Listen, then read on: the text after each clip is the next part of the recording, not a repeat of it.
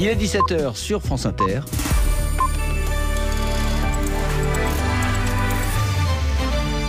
Les infos, Laetitia Gaillet. Ferez-vous partie de ces volontaires qui, la semaine prochaine, téléchargeront sur leur portable l'application Stop Covid? Car l'application en question de traçage de cas contacts dans la lutte contre l'épidémie de coronavirus est prête. Il faut encore que les députés et les sénateurs donnent leur feu vert. Le débat commencera demain après-midi à l'Assemblée. Mais la CNIL, la Commission Informatique et Liberté, lui a déjà donné son bon de sortie, Margot Steve. Pour la CNIL, l'application Stop Covid présente assez de garde-fous pour ne pas mettre en danger la vie privée des utilisateurs. D'abord, les déplacements ne seront pas tracés. L'application n'utilise pas de géolocalisation. Ensuite, il ne s'agit pas de créer une liste de personnes contaminées, dit la CNIL, mais seulement une liste de contacts qui seront sous pseudo. En clair, il n'y aura pas votre nom ni votre prénom. Enfin, l'utilisation de l'application se fait sur la base du volontariat et aucune sanction n'est prévue pour ceux qui refusent de l'installer. Ça, c'est la théorie. Concernant la pratique, la CNIL met quand même en garde. Le dispositif devra être réévalué très régulièrement. Marie-Laure Denis est la présidente de la CNIL. C'est dans la mise en œuvre concrète que l'on peut s'assurer du respect de ces garanties. Le fait que les personnes puissent vraiment effacer leurs données, désinstaller très facilement l'application, recevoir des informations qui soient pédagogiques et utiles, notamment pour les personnes mineures. Et en ce qui concerne la sécurité naturellement de l'application, ça n'est qu'une fois qu'elle est mise en œuvre que nous pouvons nous assurer que toutes les conditions de sécurité sont respectées. Si ces conditions ne sont pas respectées, la CNIL pourra demander au gouvernement de suspendre l'application et même de la supprimer. Margot Steve, Emmanuel Macron, chevet de l'automobile aujourd'hui. Il est actuellement à Étaples dans le Pas-de-Calais à l'usine Valeo.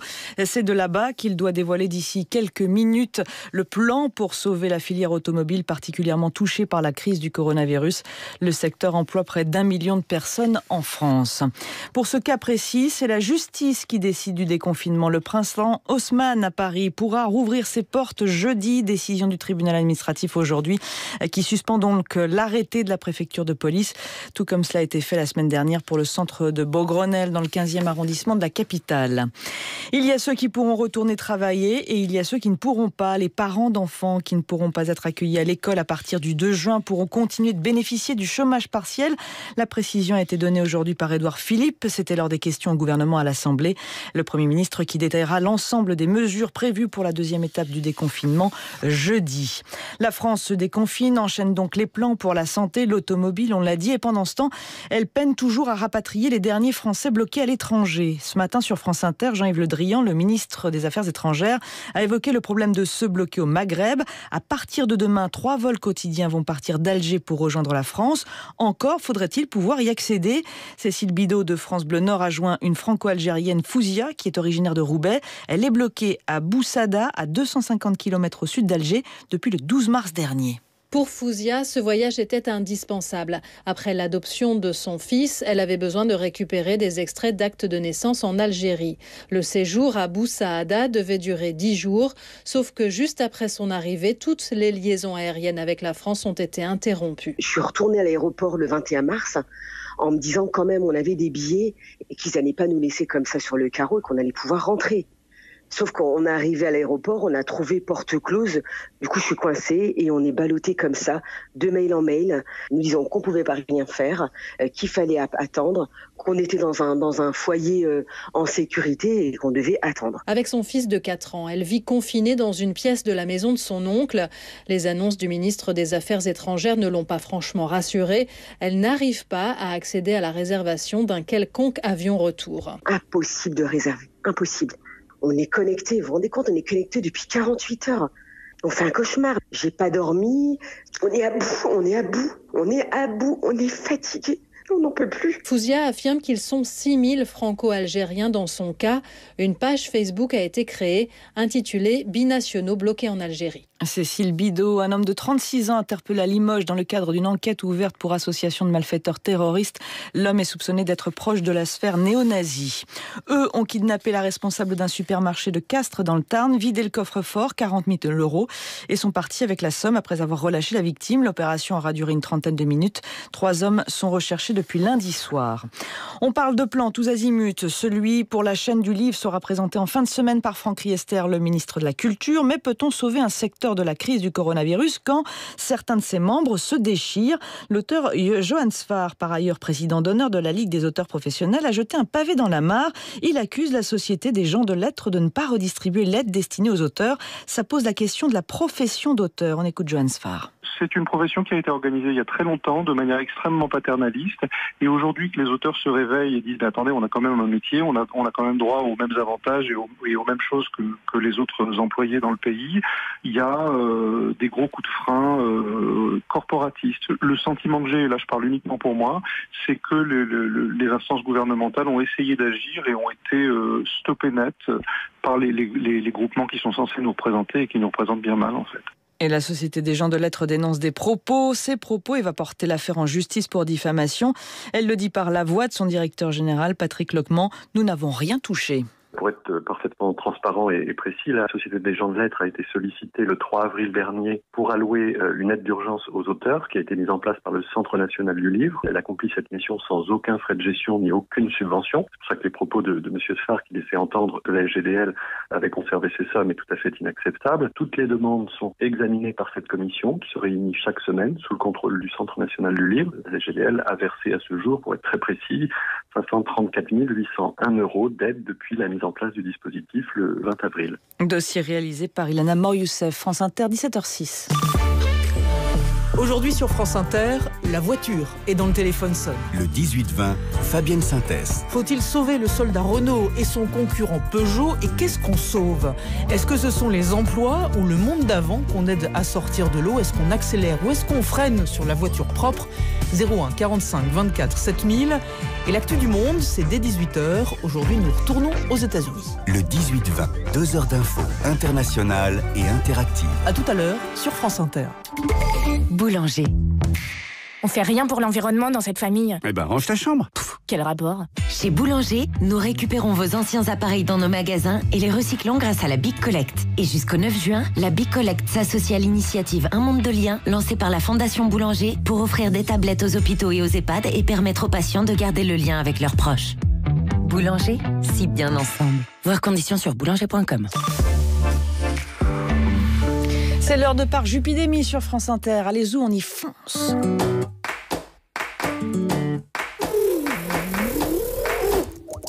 8h30 sur le groupe Skype de Parc Jupidémie, Charline rappelle ses deux camarades.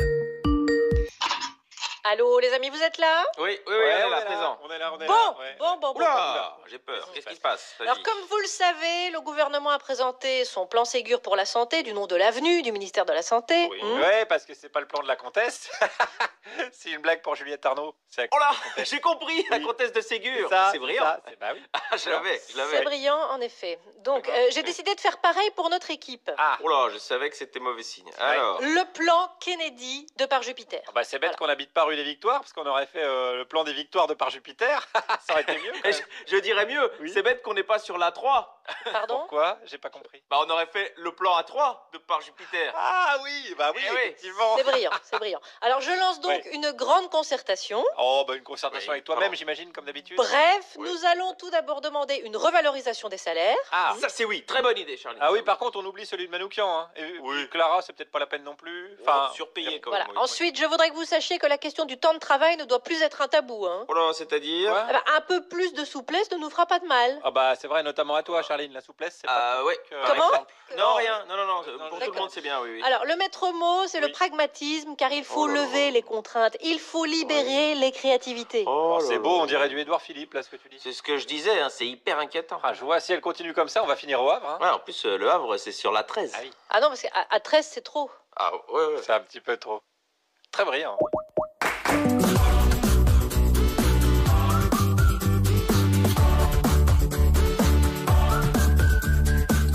Bonjour la France Inter. Vous écoutez une émission où la rigolade ouvre les parcs et jardins de l'actualité, même en zone rouge. Parce que l'actualité, Elle étouffe l'actualité. Elle a besoin d'air, l'actualité. Elle veut bien être dynamique dans les parcs, puisqu'on peut bien être dynamique sur la plage, l'actualité. Pour l'instant, elle longe des grilles, des espaces verts, et surtout verts rouillés. Et elle va finir par s'asseoir sur le trottoir pour se poser, tel un basset fatigué, l'actualité. Et voici la devise du jour. La liberté des uns s'arrête là où commence le marquage au sol. Bonjour Juliette Arnaud. Bonjour Charline.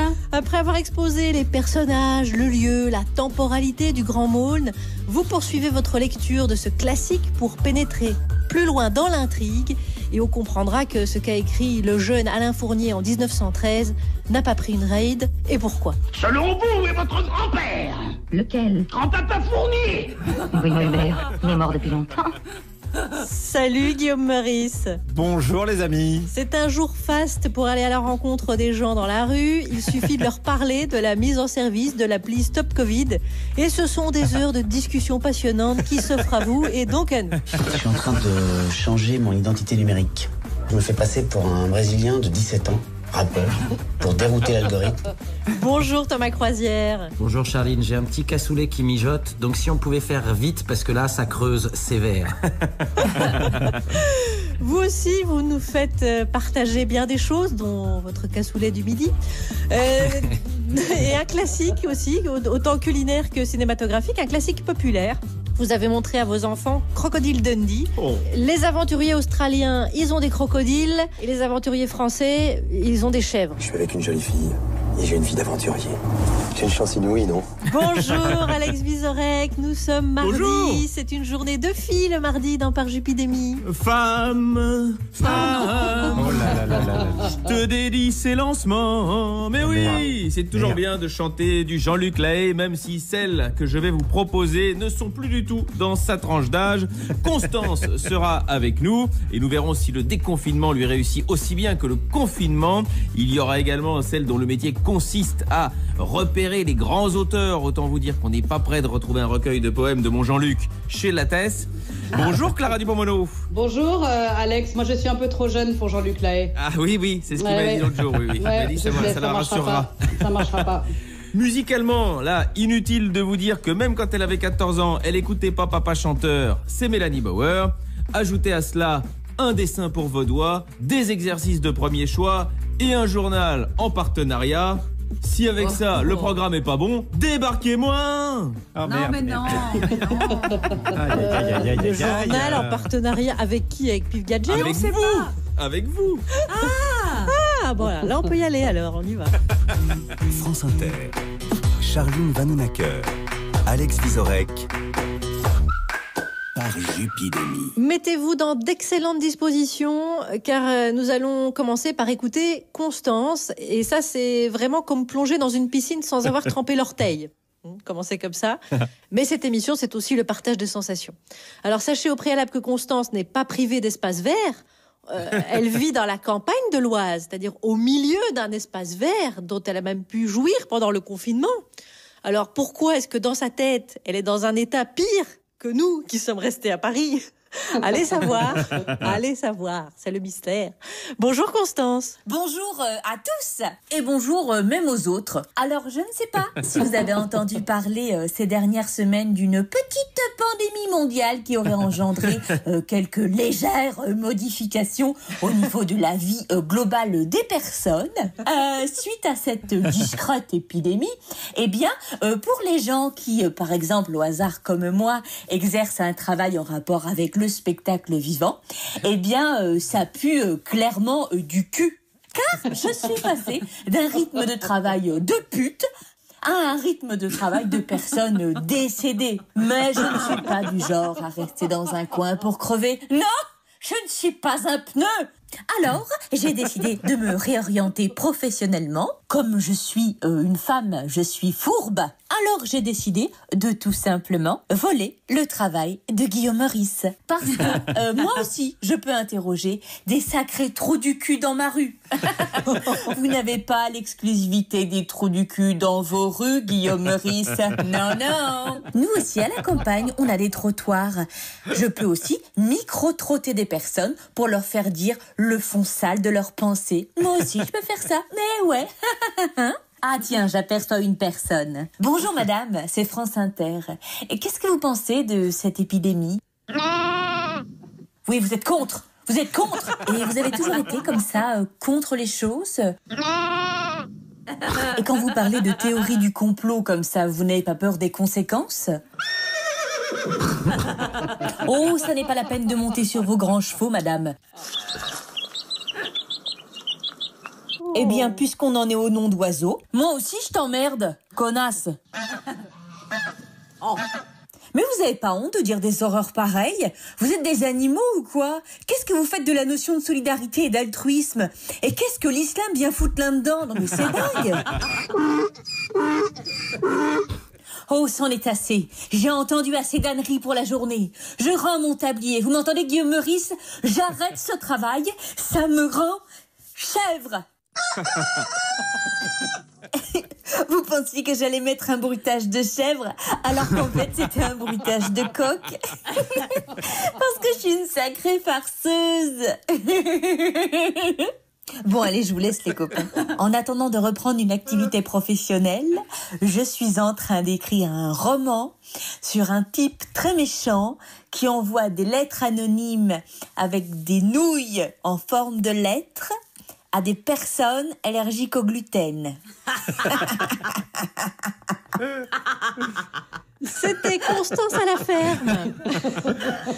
Et qu'elle revienne à la vie. Hein. Oui, ça c'est sûr. En tout cas, pour une fois, on ne peut pas dire qu'aucun animal n'a été maltraité, parce que ça, on ne sait pas très bien. Alors qu'elle a une conscience quand même de la souffrance animale assez aiguë normalement. Enfin, d'une conscience de la souffrance en général. Apaisons tout cela, je vous propose d'écouter Corner Shop.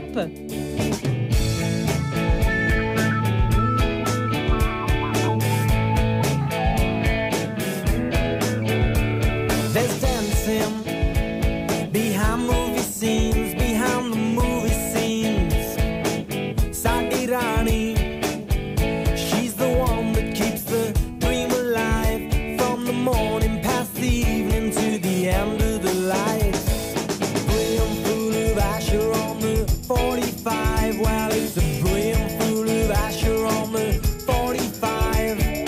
Brimful of Asher on the 45, well it's a brimful of Asher on the 45.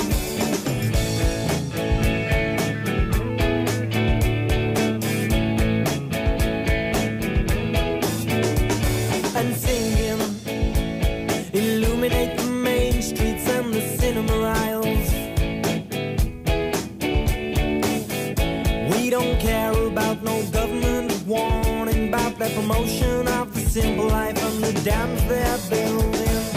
Brimful of Asher on the 45, well it's a brimful of Asher on the 45.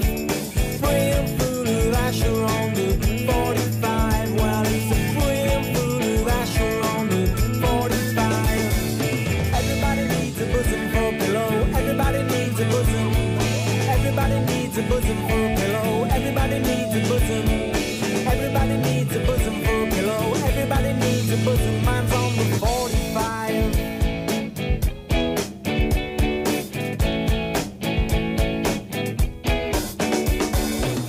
Mohammed Rafi, 45. Lata Mangeshkar, 45. Solid State Radio, 45. Ferguson Mono, 45. Bon Public, 45. Jack Dutronc and the Bowling Boogie, the heavy hitters and the Chi-Chi music, all in your radio. 45. 2-in-1s, 45. Argo Records, 45. Trojan Records, 45. C'était Corner Shop et son fameux Brimful of Asha. J'espère que vous avez profité d'ailleurs de ce moment apaisant, parce qu'on redescend tout de suite dans l'arène de l'info. Allons-y. Le bac de français, est-ce que les élèves vont passer un oral? En tout cas, moi, mon souhait, vous le savez, là aussi, je crois que je suis dans mon rôle qui est que les élèves apprennent, c'est de leur dire préparez vos textes. Le journal de presque 17h17. En train de réaliser le bac? Non, je passe plus. On m'a proposé là pour cet été d'aller jouer dans une petite boîte sur la côte. Et donc le bac, je passe plus. Et on commence par les titres. Selon un sondage, la cote de popularité du président de la République dévisse de 7 points. Bon, Manu, j'ai un conseil à te donner. Je retrousse mes manches, maintenant faut y aller. Faut enfourcher le tigre là. Là, t'es sur un chat, mon petit bonhomme, t'es sur un petit chaton, ça va pas, ça avance pas là.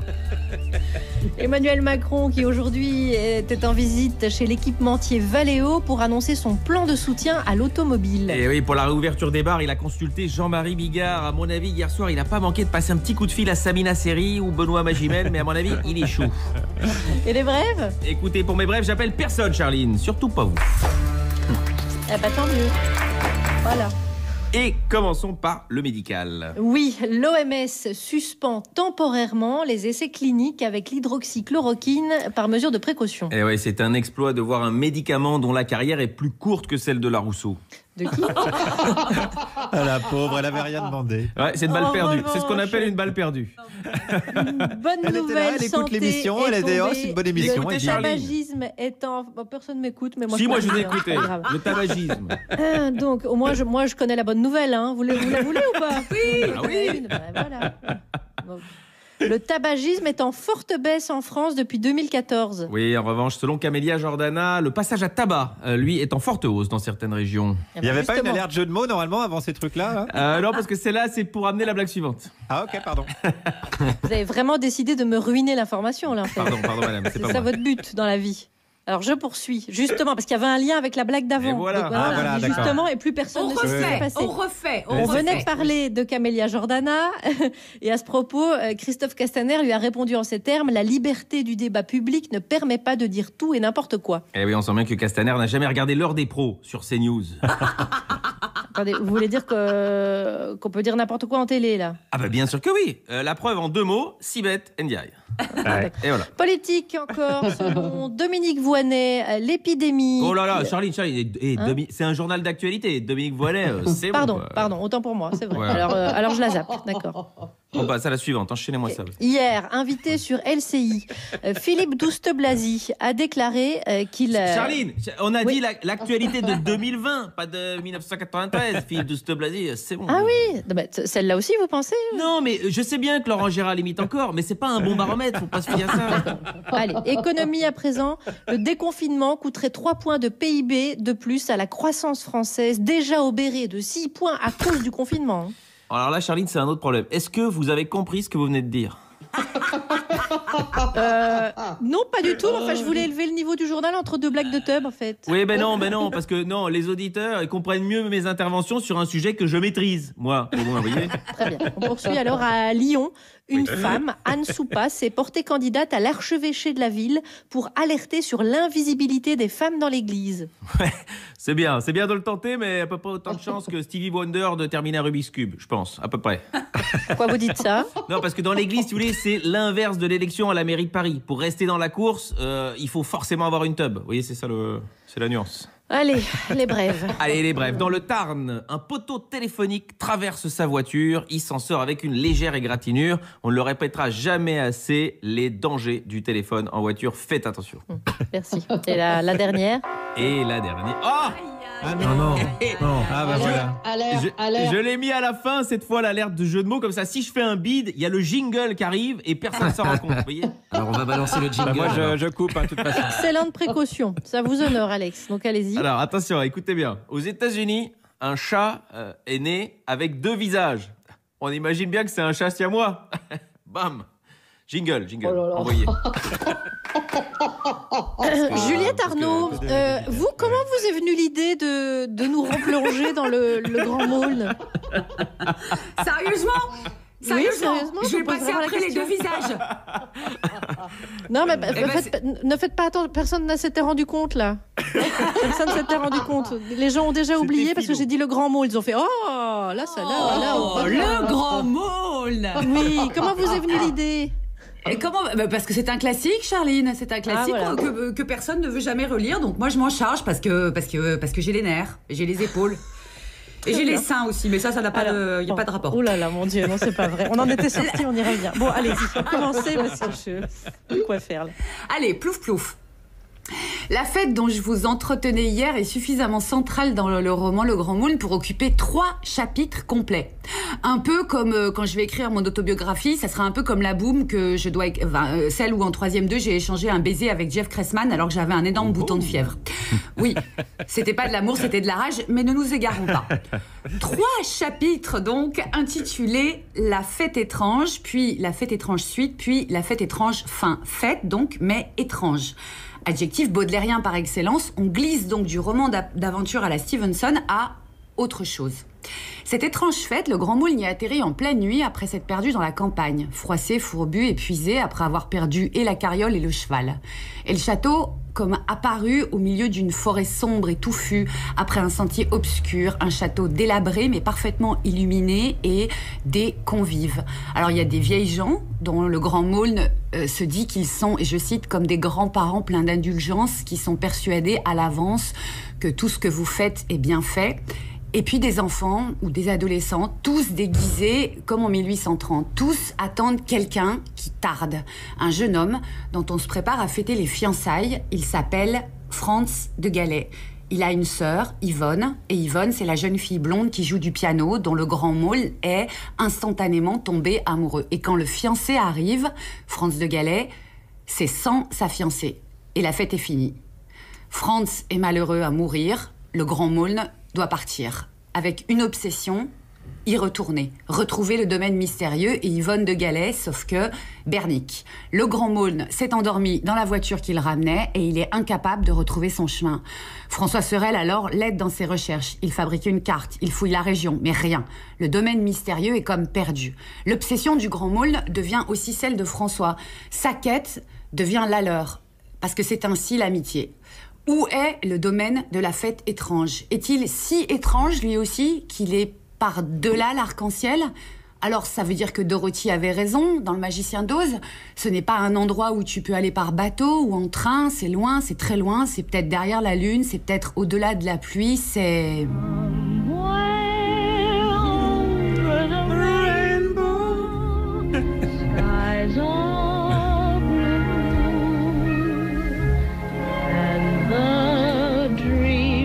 You dare to dream really do come true. Ouais, le Grand Moulin et François Sorel pensent comme Dorothy que les rêves que tu oses rêver deviennent réels.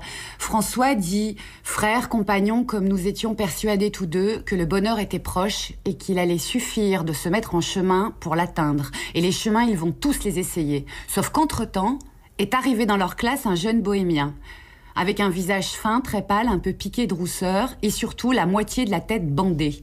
Un meneur d'hommes lui aussi, qui va fournir des renseignements partiels sur le domaine et sur Yvonne. Elle serait à Paris.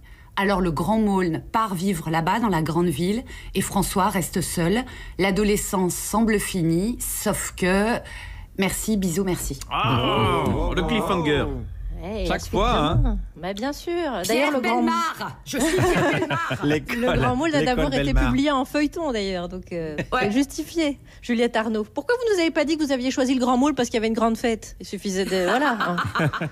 On aurait compris, Juliette. Mais Léna, cette fête, il y a pas d'alcool, il y a que des mômes et des vieux. Juliette Arnaud, dites-moi, Clara Dupont-Mono, est-ce que vous l'avez relu ces dernières années, le Grand Moulin, ou c'est un peu loin? Ah non, j'aime beaucoup le Grand Moulin. Est-ce que c'est dans le Grand Moulin où il a sa mère qui s'évanouit régulièrement dès qu'elle est contrariée? Non, c'est pas dans le Grand Moulin. C'est un petit fait tendu, ça. Alors, pardon, je confonds alors. Ça, c'est le problème de vos chroniques, Clara. C'est vraiment une fois sur deux, quoi. Ça se sent. Mais bon, vous l'avez relu un jour. J'ai un souvenir vaporeux et très doux. Pour moi, c'est un roman très doux, en effet. D'accord. C'est le Grand Moulin, dans le Grand Moulin, qu'il y a un cocker et une tortue. Ah non, c'est Boule et Bill, ouais, c'est Boule et Bill, pardon. Ça, c'est dans Les Fables de La Fontaine. Ah oui, pardon. Mais c'était pas un cocker. Taisez-vous. Enfin bon, c'est pas grave. Allez, c'est cool. Il y a quand même une bande de filles dans cette émission aujourd'hui et ça lui donne une autre couleur, je trouve. Oui, alors si la suivante doit nous choisir une couleur, même le designer de chez Desigual serait incapable de savoir à quoi ça ressemble, en tout cas si elle fait comme avec la musique, c'est Mélanie Bauer. Bonjour les déconfinés du ministère de la blague. Si je vous dis Yamaha DX7 ou Korg 01W, tout de suite, vous me répondez, mais oui, le son de la fin des années 80, la synthé-pop, ces chouettes claviers qui nous ont fait tant danser durant les soirées étudiantes de la future élite bourrée au Cuba Libre. Ce son si reconnaissable de la génération X vient de réapparaître avec un disque oublié BT93, un album sorti du placard d'un quinca cadre ultra supérieur, anonyme, qui, malgré lui, fait danser de nouveau la jeunesse avec les doutes de ces nuits blanches solitaires à Polytechnique. Les dirigeants d'entreprise, plus que jamais broyés par le quotidien, sont-ils condamnés à prendre des décisions comme des âmes saoules?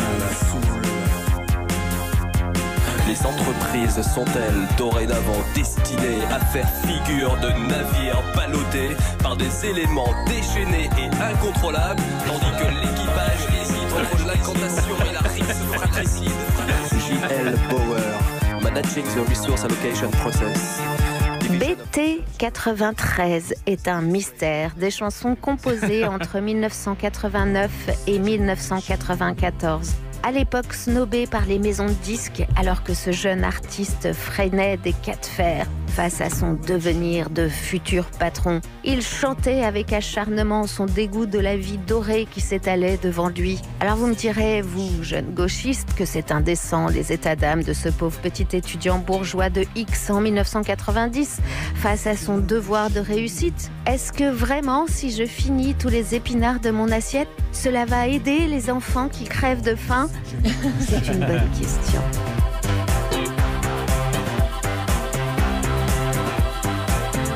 Les fenêtres sont murées, les ordures étalées. Devant les groupes, tu regardes droit, même le métro se tient quoi? Tu ferais mieux de décamper les eaux du Bronx, quelle idée. Ta tête de youpi égarée comme dans le bûcher des vanités. Preuve en est que ce disque de BT93, anonyme et daté du siècle dernier, est visionnaire. C'est qu'il est récupéré, dansé par de nouveaux jeunes, encore une fois au bord du précipice de la fin des illusions. Un reflet du présent dans les yeux d'un jeune du passé. Un polaroïde un peu jauni de nos espoirs d'hier. Il y a un grand romantisme dans cette boucle temporelle de dégoût du monde bourgeois. Une piqûre de rappel de ce que notre jeunesse a encore à nous dire.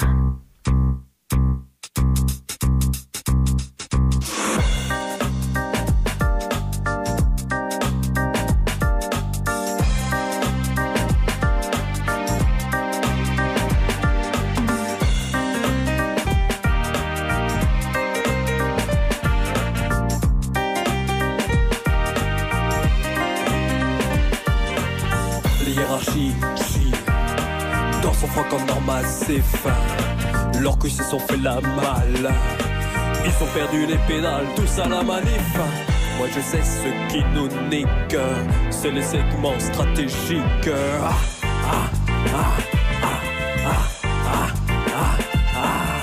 Partage en business unit, c'est pour ça que je milite.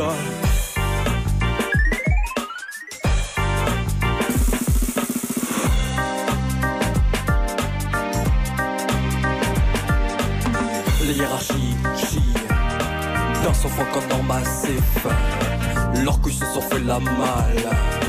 Ils ont perdu les pédales, tous à la manif. La masse salariale au numérateur connard. C'est moi le directeur, retourne au placard.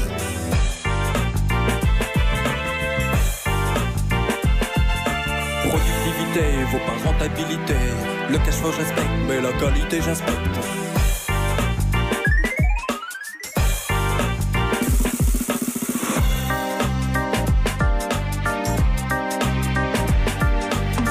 Hiérarchie, dans son froc en normal c'est fin. Leurs couilles se sont fait la malle. Ils ont perdu les pédales, tous à la manif. Les ratios sont pas beaux, le bilan est branlant. Tout l'actif est passif et les stocks, on s'en moque.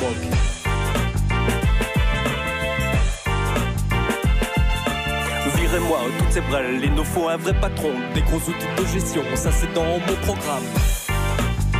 Mon programme à moi.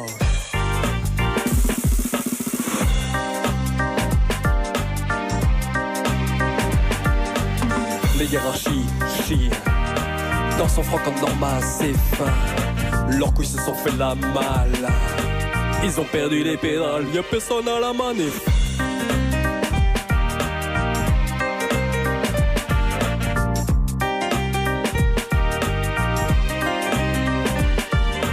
BT93 à chercher sur le net avec des clips et des chansons à télécharger. Bisous les copains. Bisous Mélanie Bauer et merci pour ce choix et le curieux profil qui va avec. On n'en est pas encore à aller chercher sur le darknet les découvertes musicales, mais on n'est pas loin. Ouais, je précise ça parce que je sais que ça vous a effleuré, Alex. Ah, j'avais le doigt sur la touche Enter. J'ai pas poussé, mais j'avançais bien.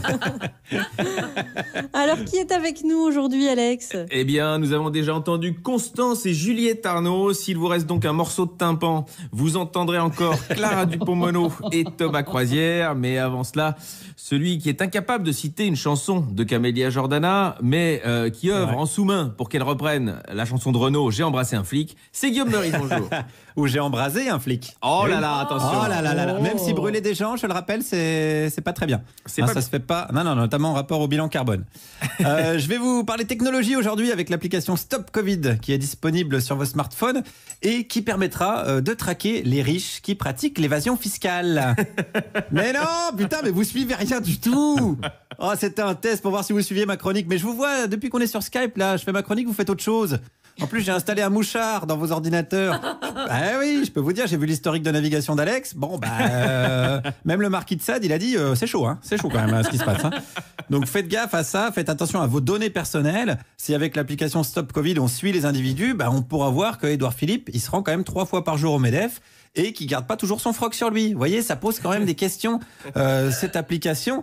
Donc, comme moi, j'aime bien les questions posées, et puis moi-même poser des questions, je suis allé voir les gens pour savoir ce qu'ils en pensent. Oui, je trouve que c'est très bien, mais les Français qui ont toujours un esprit rebelle refusent parce qu'au nom de conneries, genre les libertés individuelles. Mais je trouve ça, je suis consterné. Est-ce que la liberté individuelle, c'est une connerie ?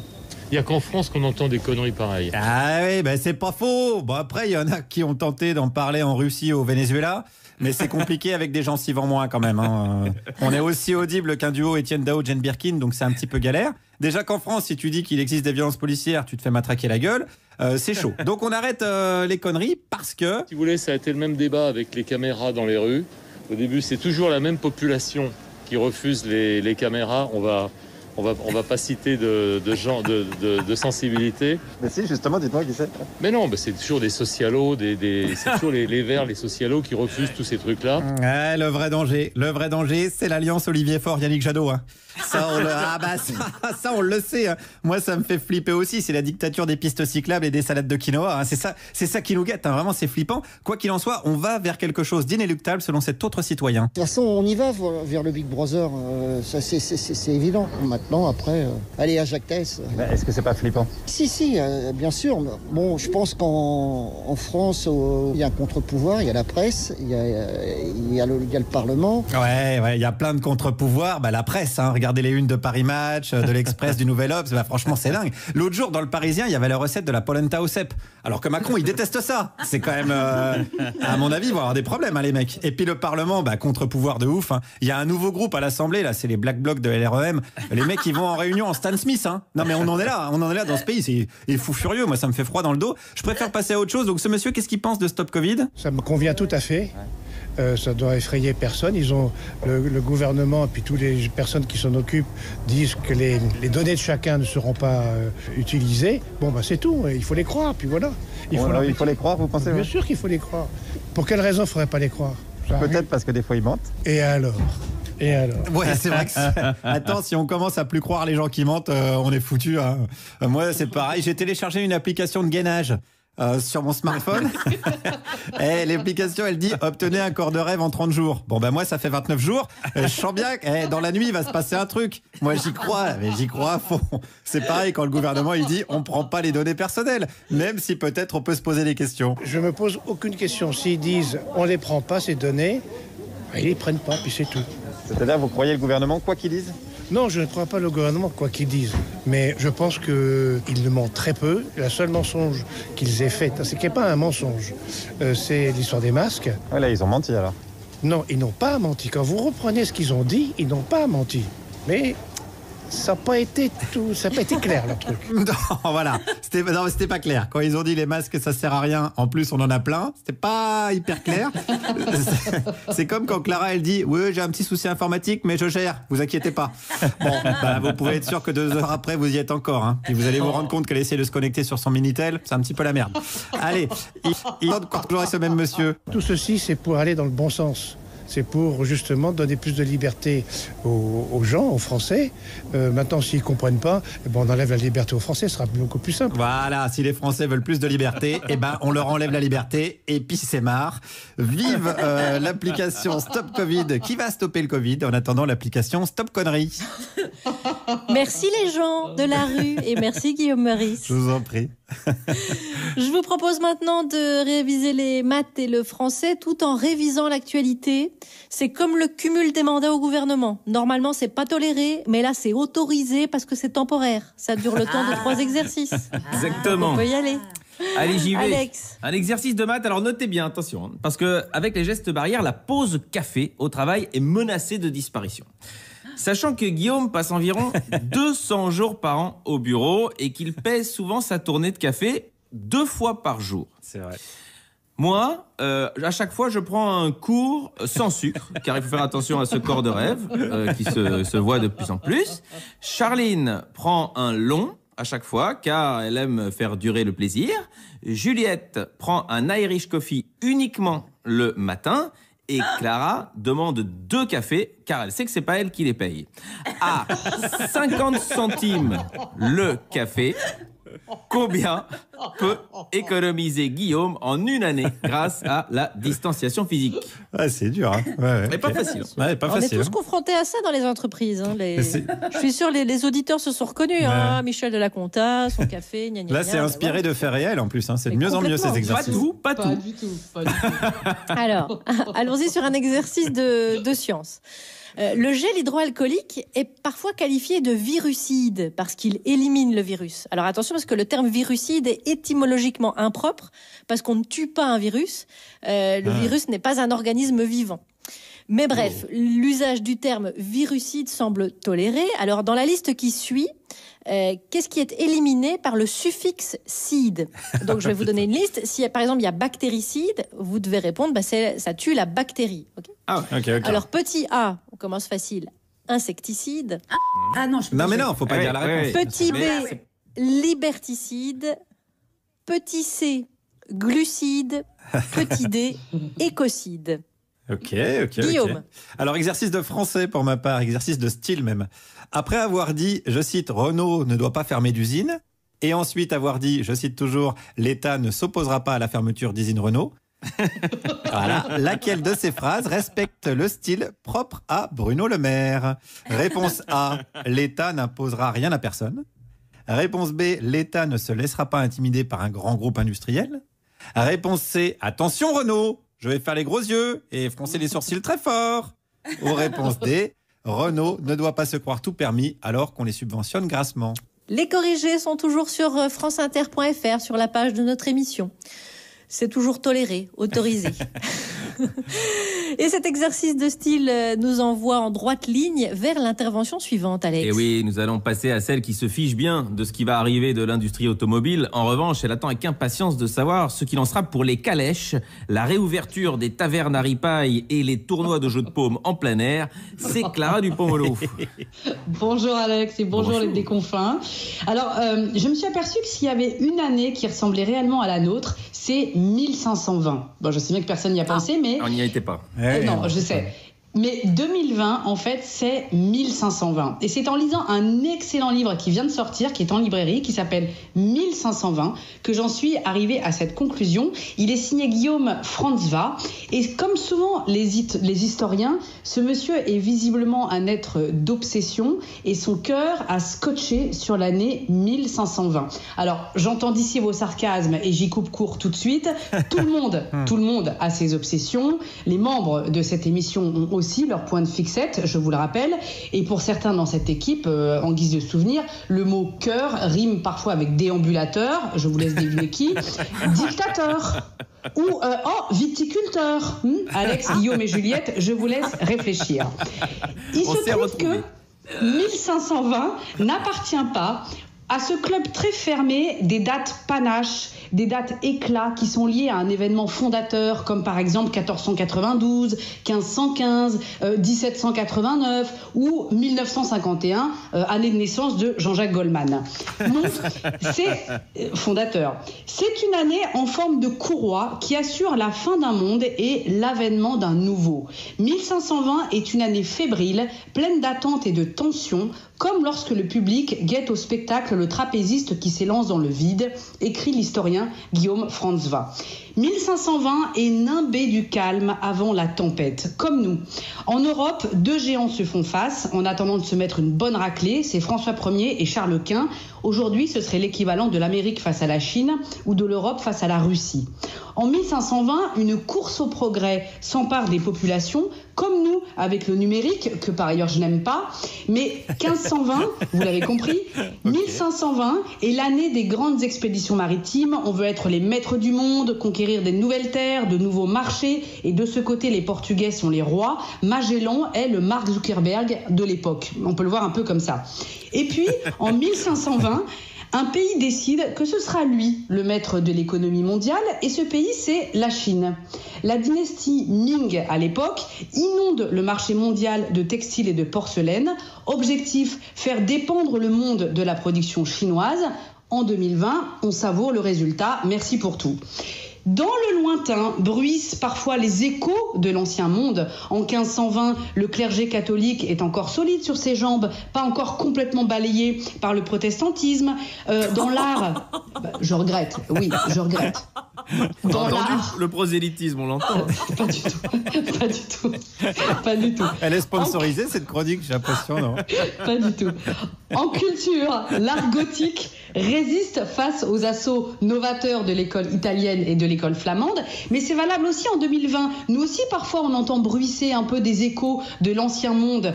Ségolène Royal surgit parfois pour gronder. C'est inadmissible. On ne sait pas de qui, de quoi, mais Ségolène Royal surgit. François Hollande se réveille pour dire « j'aurais mieux fait que Macron ». Ok, d'accord. Jean-Luc Lahaye sort un disque. Vous voyez, on a des échos comme ça de l'ancien monde, mais nous sentons bien qu'il s'agit des derniers sursauts, je cite, d'un monde plein qui arrive au maximum de sa capacité de croissance et qui peine à s'adapter. Le Covid-19 confirmera. Je vous redonne les références. 1520 de Guillaume Franzwa est paru aux éditions Perrin. Merci Clara Dupont-Mono. C'était notre séquence chronique protestante. Vous êtes très ouvert dans Parjupidémie. Clara Dupont-Mono. Chronique historique. Chronique historique, bien sûr.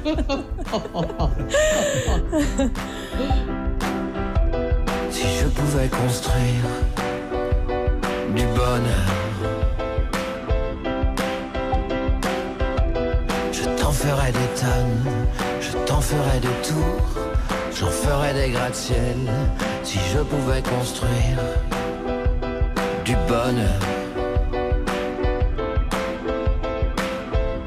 je mettrais pas de garde-fou, je mettrais des garde-peurs. Si je pouvais détruire le malheur.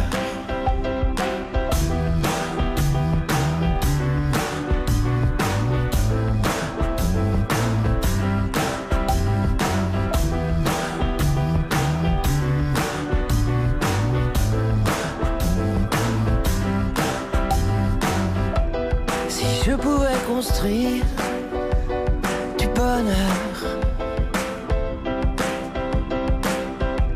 je ferais des grands trous et j'y mettrais tout le malheur. Avec de gros couvercles, interdiction d'ouvrir, même pour tout l'heure du monde. Si je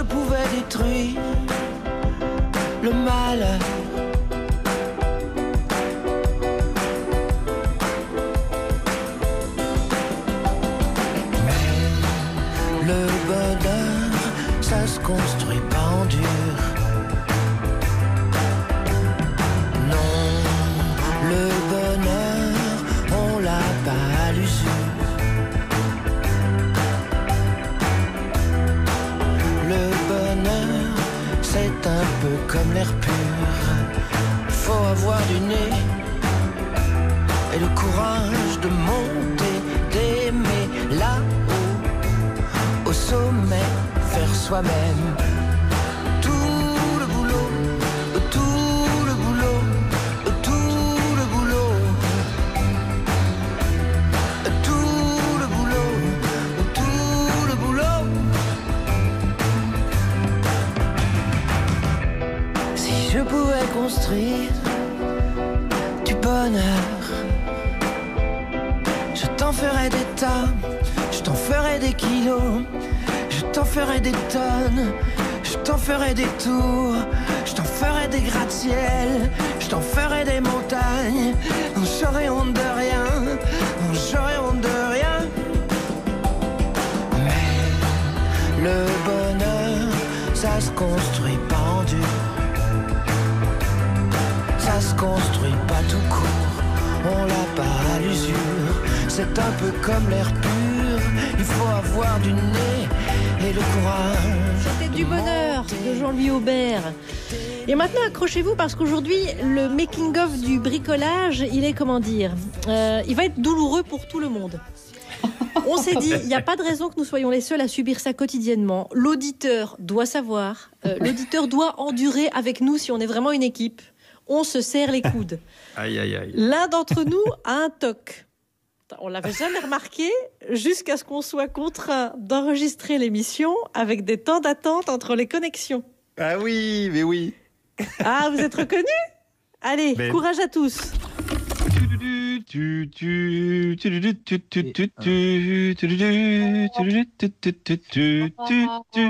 Felicita, la la la la la la la la la felicita. Ah c'est les ça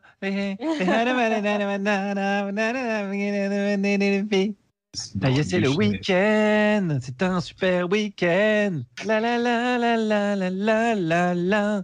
Ça y est, c'est le week-end. Voyage, voyage. Plus haut. Oh la vache. Non. Alors je cherche et je trouverai. Cette fille qui me manque tant. Alors je cherche et je trouverai. Cette fille qui me tente tant. Chantez dans vos têtes. Merci Juliette. Merci. Non, mais je pensais que c'était Alex, moi, qui avait son petit toc parce qu'il chantonne quand il fait des trucs. Il fait pom pom pom pom pom. C'est pour ça que vous riez juste avant le making-of. Bah non, c'était vous. Je pensais qu'on allait se moquer d'Alex et j'aime bien quand on se moque d'Alex. C'est pas du tout gênant, Guillaume. Vous inquiétez pas. Pas du tout gênant. Je rappelle que cet homme est crédité comme chanteur sur Wikipédia. Je le rappelle. Si par chance, vous êtes toujours à l'écoute, chers auditeurs, et nous vous en sommes très reconnaissants, passons à une activité silencieuse, du moins chez vous, parce qu'elle nécessite chez nous un énoncé. C'est la séquence du dessin. Car le gouvernement, vous le savez, a baptisé son grand plan pour l'hôpital le Ségur de la Santé, puisque le ministère de la Santé est situé avenue de Ségur, à Paris. Alors toi aussi, invente le nom de ta propre conférence sociale.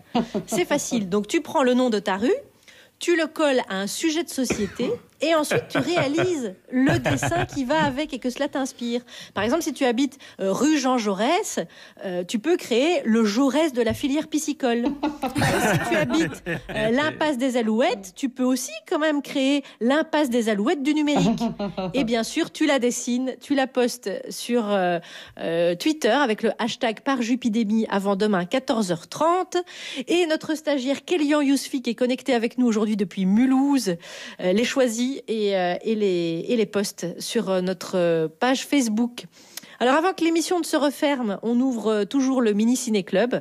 Ça se passe toujours au Cap Ferret. C'est un shoot d'iode et de diode pour projeter les images sur l'écran. Du cinéma, puisque je suis rue des Mimosas. Très bien. Là, je voulais faire un lancement pour dire la famille Croisière, mais c'est maintenant. On veut voulez, on refait Vous voulez, on refait Non, bah allez-y. Que les filles viennent pas pleurer devant chez vous. Niquez-moi mes lancements, c'est pas grave. J'avais un excellent jeu de mots, iode, diode, mais c'est pas grave. Allez. Confiné volontaire avec mes 2 bushmen, je leur propose chaque soir la séance de Thomas Croisière. Et hier, c'était... Crocodile Dundee de Peter Feynman.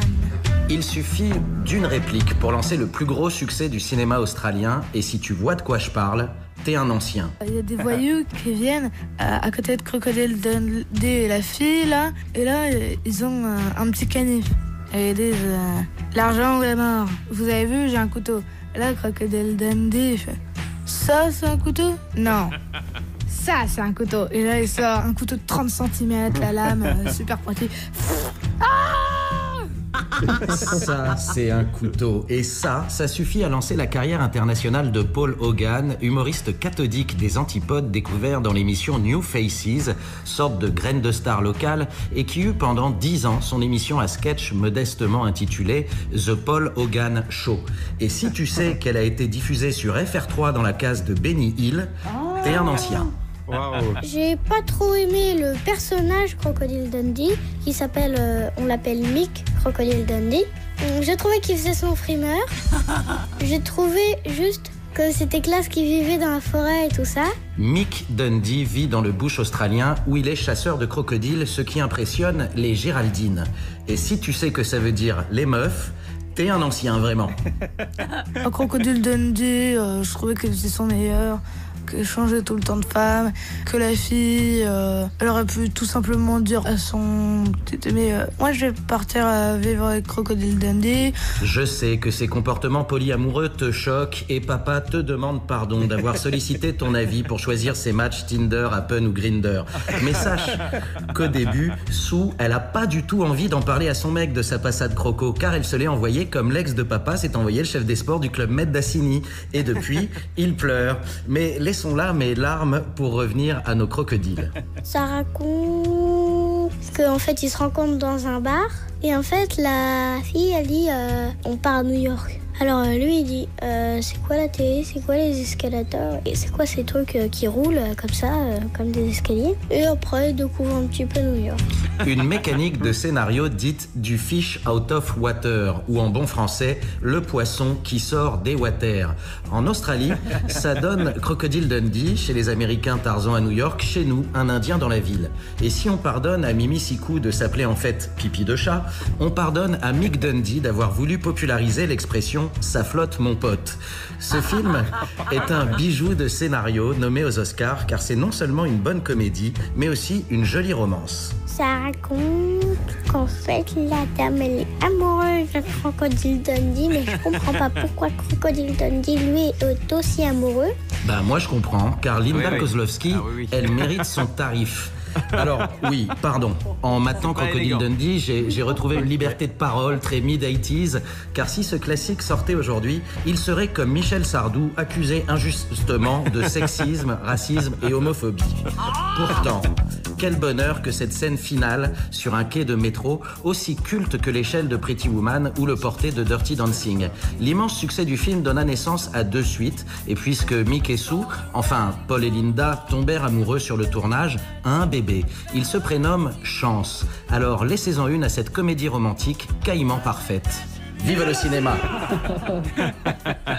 Thomas Croisière, Alfred et Gaston, merci beaucoup. C'est toujours un bonheur de terminer cette émission avec votre choix ciné et la façon dont vous le racontez.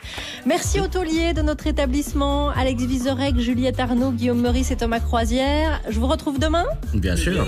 Mais oui. Et merci à ceux qui nous ont rejoints aujourd'hui, Constance, Mélanie Bauer. Et à très vite, Clara Dupont-Mono. On dit les déconfins. Merci à ceux qui préparent cette émission, Nathalie Romero, Sarah Masson, Fabrice Rivaud, assisté de Kélian Yousfi, à la programmation musicale Djoubaka, à la réalisation François Audouin, à la coécriture et la coordination Ramzi Assadi, et à la technique les camarades Pauline Laverdure et Julien Michel. Et voici le mot de la fin, consacré au plan de relance de l'automobile français. Les constructeurs ont les crocs. Alors les petits PD, ça va? On se prend pour Schumacher? On fait des petits tours de piste, ça se passe bien? C'est quoi vos petits bolides là? C'est des Mercedes. Oh là là, ils font des voitures aussi. Dis-moi, il sait jouer au lièvre l'allemand?